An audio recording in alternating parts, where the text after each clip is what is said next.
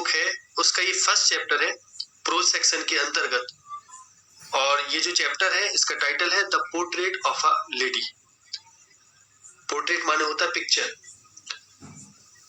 और ये खुशवंत सिंह का एक रियलिस्टिक अकाउंट है। कहने का मतलब ये है कि उनकी ऑटोबायोग्राफी यानी उनकी आत्मकथा का एक पार्ट है। तो इसमें ये बताते हैं कि कैसे इनका बचपन इनकी दादी के साथ बीता, इनकी ग्रैंडमदर के साथ, और कैसे धीरे धीरे ये उनके संग से उन्होंने इनका पालन किया, और कैसे धीरे धीरे ये जब बड़े होते हैं तो उनके साथ दादी के साथ जो इनकी रिलेशनशिप है वो धीरे धीरे चेंज होती चली जाती है, और एट लास्ट इन्होंने बताया कि कैसे उनकी दादी की अंत में मौत होती है, देहावसान होता है। तो स्टोरी को लास्ट तक देखिए, एंजॉय कीजिए, उस चैप्टर का टेक्स्ट समझिए। तो चलिए शुरू करते हैं। The portrait of a lady by Khushwant Singh. My grandmother like everybody's grandmother was an old woman.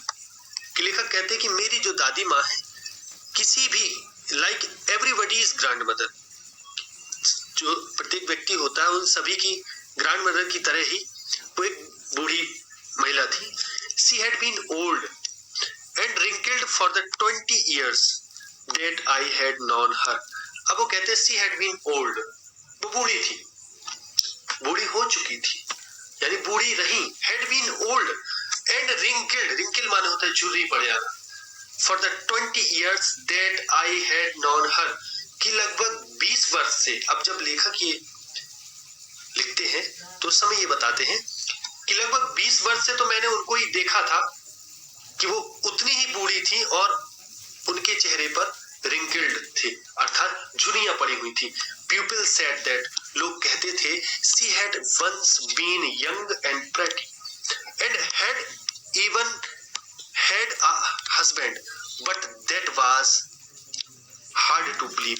अब लेखक कहते हैं कि पीपल सेड, लोग कहते हैं, people said that she had once been young, वो कभी यंग थी, वंस माने एक बार, बीन यंग यानी कभी वो यंग थी, एंड प्रेटी सुंदर थी, and had even had a husband, और उनकी यहां तक कि उनका एक हस्बैंड भी था।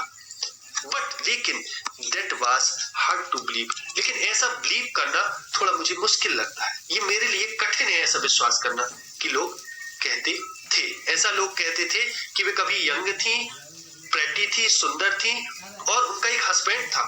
ऐसा लोगों की बात सुनकर मुझे थोड़ा मुश्किल से बिलीव होता है। That was hard to believe. My grandfather's portrait hung above the mantelpiece in the drawing room. अब लेखक कहते हैं कि जो मेरे ग्रैंडफादर की पोर्ट्रेट है, पिक्चर है, हंग वो लगी हुई थी, लटकी हुई थी, कहां? Above the mental peace.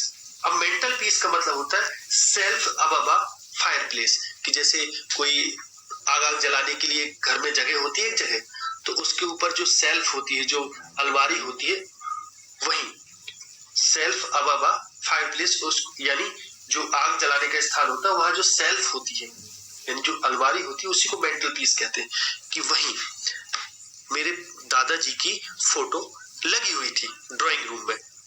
My grandfather's portrait hung above the mantelpiece in the drawing room, कि ड्राइंग रूम में मेंटल पीस के ऊपर जो सेल्फ थी उसके ऊपर उनकी फोटो लगी हुई थी।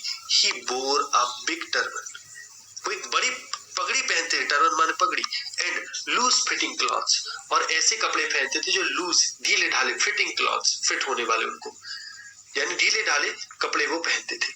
अब ऐसा ही इसलिए बता रहे लेखक, कह रहे कि जब लोग ये कहते हैं कभी वो सुंदर थी, कभी वो यंग थी, उनका हस्बैंड था, तो वो ये बात लेखक बिलीव नहीं कर पा रहे। तो इस पर वो कहते हैं कि ऐसा थोड़ा मुझे कठिन लगता है, क्योंकि जो मेरे ग्रैंडफादर की अगर बात की जाए तो ग्रैंडफादर की जो फोटो मेंटल पीस के ऊपर ड्राइंग रूम में लगी हुई है, पोर्ट्रेट माने उनकी पिक्चर लगी हुई है, और उसमें he wore a big turban, wear माने होता पहनना, बोर माने पहने हुए, वो एक बिग टर्बन बड़ी पगड़ी पहने हुए, एंड लूज फिटिंग क्लॉथ्स और ढीले ढाले फिटिंग क्लॉथ्स पहने, मतलब जो उनको फिट हो रहे।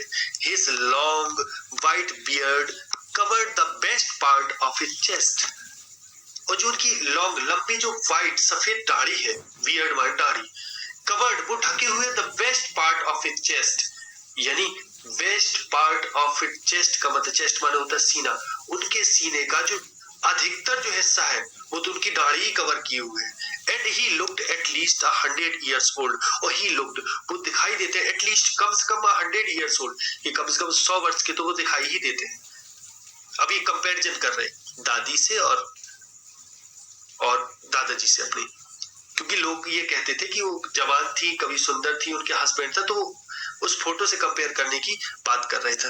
He did not look the sort of person who would have a wife और children.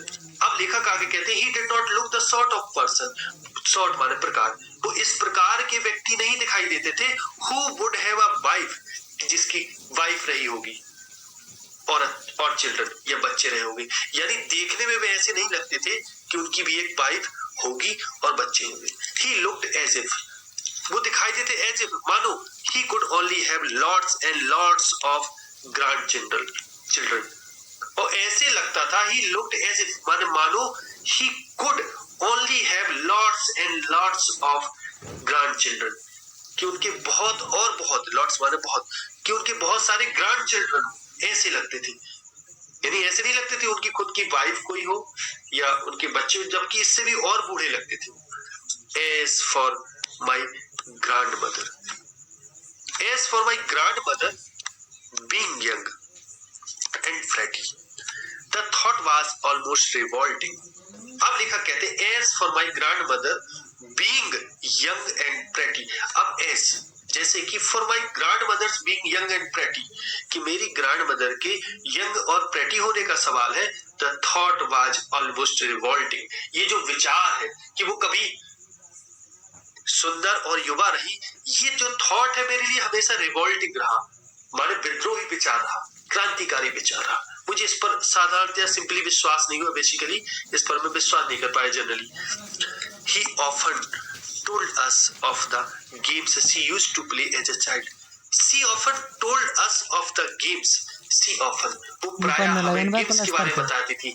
She used to play as a child, जो बच्चे के रूप में जो गेम, जब वो बच्ची थी तो जो गेम खेला करती थी, उस गेम के बारे में वो हमें मुझे बताया करती थी, हमें बताया करती थी।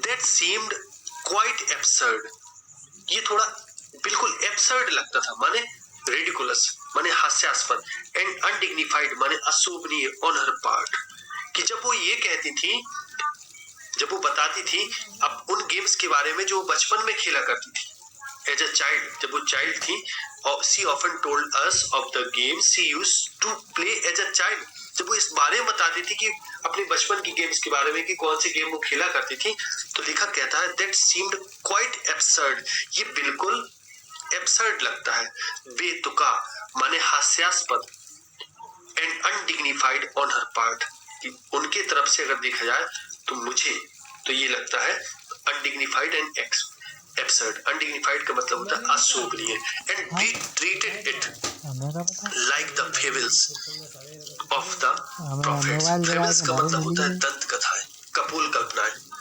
तो लेखक कहते हैं कि हम तो इसको केवल वैसे ही ट्रीट करते थे इन चीजों को, उनकी इन कहानियों को, जब वो बताया करती थी अपने बचपन के गेम्स के बारे में, कि जैसे वो कहानियां सुना रही हो, कोई दंत कथाएं सुना रही हो, कोई कपोल कल्पनाएं, फेबल्स माने कपोल कल्पनाएं या दंत कथाएं, ऑफ द प्रॉफिट्स, प्रॉफिट्स माने पैगंबर। She used to tell us, we treated it like the fables of the prophets, she used to tell us, used to माने बताया करती थी, यूज्ड टू माने कोई चीज आदत के लिए प्रयोग किया था, यूज्ड टू टेल अस,